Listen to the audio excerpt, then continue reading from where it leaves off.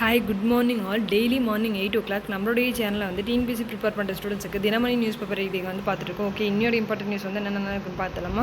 First இங்கே பாருங்கள், இன்றைக்கி ஜூலை 19 வந்து குரூப் 2A அப்ளை பண்ணுறதுக்கான லாஸ்ட் டேட்டு. யாராவது அப்ளை பண்ணாமல் இருந்தீங்கன்னா சீக்கிரமாக அப்ளை பண்ணிவிடுங்க, சரிங்களா?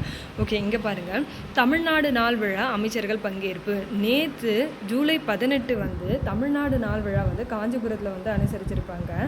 எதுக்காக இந்த தமிழ்நாடு நாள் விழா வந்து கொண்டாடுறாங்க அப்படின்னு சொல்லிட்டு பார்த்தீங்கன்னா, 1967 ஜூலை 18 வந்து தமிழ்நாட்டினுடைய முன்னாள் முதலமைச்சரான அண்ணா அவர்கள் வந்து சென்னை மாகாணத்தினுடைய பெயரை தமிழ்நாடுன்னு சொல்லிட்டு பெயர் மாற்றம் செஞ்சுருப்பார்.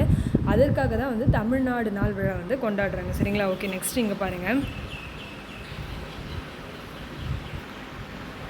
தமிழ் கடவுள் முருகபெருமானினுடைய பெருமைகளை பறைசாற்றும் விதமாக தான் பழனியில் முத்தமிழ் முருகன் மாநாடு வந்து நடக்க போகுது. அதில் வந்து பார்த்திங்கன்னா 15 முருகனடியார்களுடைய பெயரில் விருதுகள் வந்து வழங்க போகிறாங்க, சரிங்களா?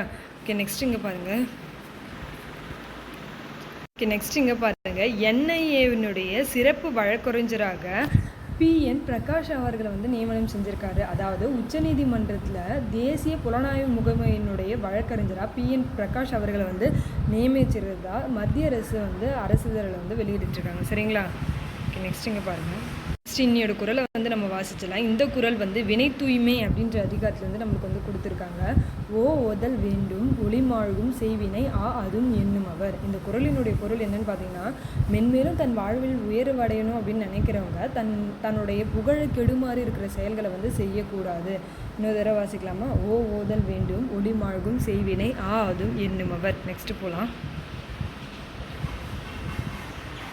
இங்கே பாருங்கள், சென்னை உயர்நீதிமன்றத்தினுடைய பொறுப்பு தலைமை நீதிபதியாக கிருஷ்ணகுமார் அவர்கள் வந்து பொறுப்பேற்றிருக்காங்க. ஏன் அப்படின்னா, இதற்கு முன்னாடி இருந்த சென்னை உயர்நீதிமன்றத்தினுடைய பொறுப்பு தலைமை நீதிபதியான மகாதேவன் அவர்கள் வந்து உச்சநீதிமன்ற நீதிபதியாக வந்து பொறுப்பேற்றிருக்கிறதுனால தற்போது வந்து உயர்நீதிமன்றத்தினுடைய பொறுப்பு தலைமை நீதிபதி யாருன்னு கேட்டோன்னா கிருஷ்ணகுமார் அவர்கள், ஓகேங்களா? எனக்கு நெக்ஸ்ட் இங்கே பாருங்கள், புதிய மாநகராட்சிகள் உருவாக்கத்திற்கான நிபந்தனைகள் தளர்வு. அதாவது புதிய மாநகராட்சி வந்து மாநகராட்சியாக வந்து உருவாக்கணும் அப்படின்னா மக்கள் தொகை வந்து 3 லட்சமும் அந்த பகுதியினுடைய ஆண்டு வருமானம் வந்து 30 கோடியும் வந்து இருக்கணும். அதை வந்து மக்கள் தொகை வந்து 2 லட்சமாகவும் அந்த பகுதியினுடைய ஆண்டு வருமானம் வந்து 20 கோடியாகவும் வந்து குறைச்சிருக்க சட்டத்திருத்த மசோதாவுக்கு நம்மளுடைய தமிழக ஆளுநர் அவர்கள் வந்து ஒப்புதல் அளிச்சிருக்காங்க, சரிங்களா?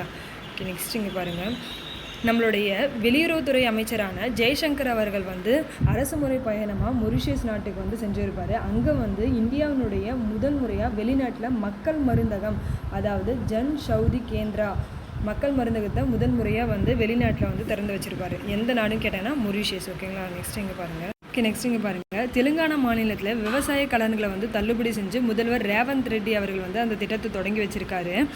2022 ராகுல் காந்தி வந்து பேசும்போது என்ன சொல்லியிருப்பாருன்னு பார்த்தீங்கன்னா, கர்நாடகா மாநிலத்தில் காங்கிரஸ் வந்து ஆட்சிக்கு வந்தால் 2 லட்சம் மதிப்புள்ள விவசாய கடன்கள் வந்து என்ன பண்ணியிருக்கோம், தள்ளுபடி செய்யப்படும் சொல்லிட்டு வாக்குறுதி கொடுத்துருப்பாரு. அதை நிறைவேற்றும் விதமாக தான் வந்து இந்த விவசாய கடன்களை தள்ளுபடி செஞ்சுருக்காங்க, சரிங்களா? இங்கே பாருங்கள், உச்சநீதிமன்றத்தினுடைய நீதிபதிகளாக மகாதேவன் மற்றும் கோட்டீஸ்வர் சிங் அவர்கள் 2 பேருமே வந்து பதவியேற்றிருக்காங்க. இதன் மூலமாக உச்சநீதிமன்றத்தினுடைய அனுமதிக்கப்பட்ட நீதிபதிகளின் எண்ணிக்கை வந்து பூர்த்தி செஞ்சுருக்கு 34, சரிங்களா? இது வந்து தலைமை நீதிபதி உட்பட மொத்த நீதிபதியின் எண்ணிக்கை வந்து 34. நெக்ஸ்ட் இங்கே பாருங்கள், ஐரோப்பிய யூனியனுடைய நிர்வாக பிரிவான ஐரோப்பிய ஆணையத்தினுடைய தலைவராக மீண்டும் உர்சுலா அவர்கள் வந்து தேர்ந்தெடுக்கப்பட்டிருக்காங்க. உர்சுலான்றவங்க வந்து ஜெர்மனியை சேர்ந்தவங்க. இவங்க இதுக்கு முன்னாடி 2019 இந்த ஐரோப்பிய ஆணையத்திற்கு தலைவராக இருந்திருக்காங்க.